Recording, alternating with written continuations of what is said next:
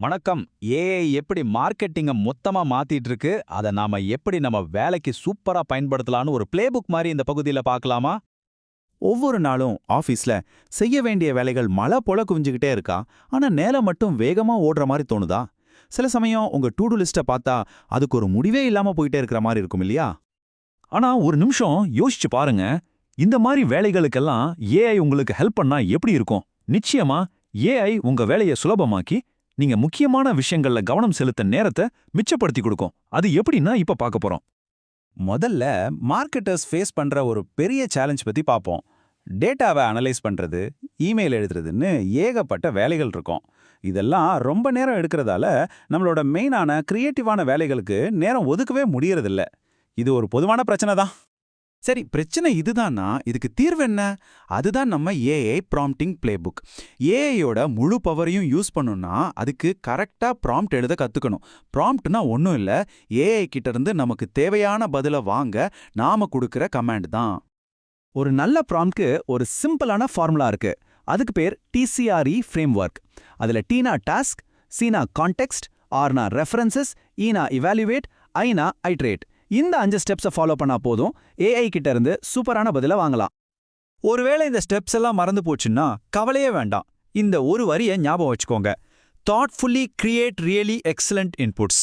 அதாவது சிறப்பான உள்ளீடுகளை கவனமா உருவாக்குங்க. இதை ஞாபகம் வச்சுக்கிட்டாலே டிசிஆர்ஐ ஃப்ரேம்வொர்க் ஈஸியா ஞாபகத்துக்கு வந்துடும். சரி, முதல் ஸ்டெப் டாஸ்க், அதாவது பணி. இங்க நீங்க ஏஐ கிட்ட ரொம்ப தெளிவா சொல்லணும் அது என்ன செய்யணும்னு. இதுல முக்கியமா ஒரு பெர்சோனாவை செட் பண்ணணும்.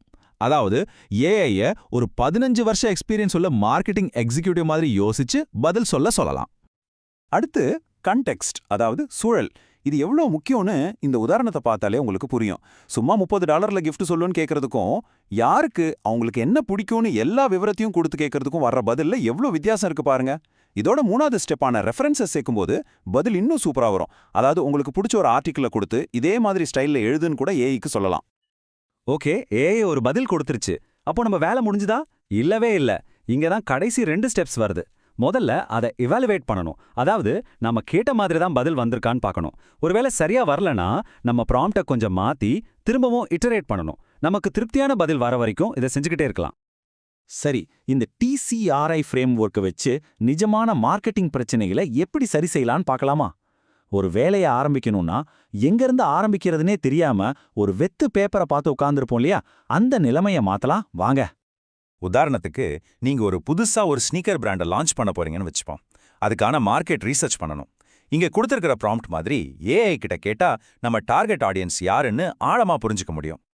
பாத்தீங்களா, ஏஐ கொடுத்த அவுட்புட்டை எவ்வளவு யூஸ்ஃபுல்லா இருக்கு பாருங்க. நம்ம டார்கெட் ஆடியன்ஸ் யாரு, அவங்க லைஃப் ஸ்டைல் எப்படி, நாம எதுல ஃபோக்கஸ் பண்ணணும்னு ஒரு அருமையான ஸ்டார்டிங் பாயிண்ட் கொடுத்துருச்சு. இதை வச்சு நம்ம மார்க்கெட்டிங் பிளானை ஈஸியா உருவாக்கலாம். சரி, இன்னொரு உதாரணம் பார்க்கலாம். ஒரு புக் ரெக்கமெண்டேஷன் ஆப்புக்கு மார்க்கெட்டிங் பிளான் போடணும். எங்க ஆரம்பிக்கிறதுன்னு ஒரு தயக்கம் இருக்குமா? அப்போ இந்த மாதிரி ஒரு டீடைல்டான ப்ராம்ப்டை நம்ம யூஸ் பண்ணலாம்.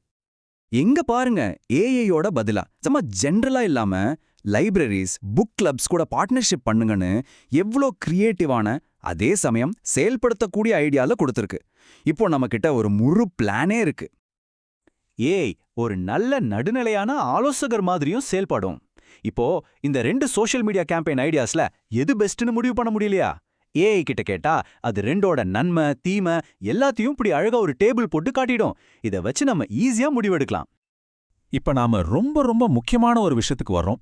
ஏஐ ஒரு சூப்பரான கருவிதான், சந்தேகமே இல்ல. ஆனா ஒண்ணு மட்டும் நம்ம எப்பவும் ஞாபகம் வச்சுக்கணும். ஏஐ நம்மளோட அனுபவத்தையும் அறிவையும் ரீப்ளேஸ் பண்றதுக்காக இல்ல, அதுக்கு சப்போர்ட் பண்றதுக்கு தான். இந்த கோட் எல்லாத்தையும் சொல்லிரும். நம்மளோட அனுபவம், நம்மளோட அறிவு, நம்மளோட முடிவெடுக்கும் திறன் இதெல்லாம் எந்த ஏஐயாலையும் தர முடியாது. மிஷினோட வேகத்தையும் நம்மளோட அறிவையும் ஒன்னா சேர்க்கறது தான் வெற்றிக்கான ஃபார்முலா. அதனால ஏஐய பொறுப்பா யூஸ் பண்ணணும். அது கொடுக்கிற பதில அப்படியே எடுத்துக்காம சரியா இருக்கான்னு சரி பார்க்கணும். நம்ம பிராண்டோட ஸ்டைலுக்கு ஏத்த மாதிரி அதை மாத்தணும். அப்புறம் ரொம்ப முக்கியமா நம்மளோட சொந்த அறிவையும் முடிவையும் எப்பவும் பயன்படுத்தணும். சரி, நாம இப்போ கடைசி பகுதிக்கு வந்துட்டோம். இதுவரைக்கும் நிறைய கத்துக்கிட்டோம். இப்போ கத்துக்கிட்டதை செயல்படுத்த வேண்டிய நேரம் வந்தாச்சு. இப்போ உங்க டர்ன். ஏஐல மாஸ்டராக ஒரே வழிதான் இருக்கு. அது முயற்சி பண்ணி பார்க்கறது தான். அதனால தயங்காம பயப்படாம வெவ்வேறு ப்ராம்ப்ட்ஸ் கொடுத்து டெஸ்ட் பண்ணி பாருங்க. விளையாடுற மாதிரி ட்ரை பண்ணுங்க. அப்பதான் அதோட முழு பலனும் உங்களுக்கு கிடைக்கும். இதுதான் முக்கியமான விஷயம். உங்க வேலையில எது ரொம்ப நேரம் எடுக்குது, இல்ல எதுக்கு புதுசா ஐடியாஸ் வேணும்னு யோசிங்க. அந்த வேலையை தேர்ந்தெடுத்து ஏஐ கூட வேலை செய்ய ஆரம்பிங்க. இப்போ உங்களுக்கான கேள்வி இதுதான். இன்னைக்கு நீங்க கத்துக்கிட்டதை வச்சு முதல்ல என்ன வேலையை ஏஐ கிட்ட கொடுக்க போறீங்க?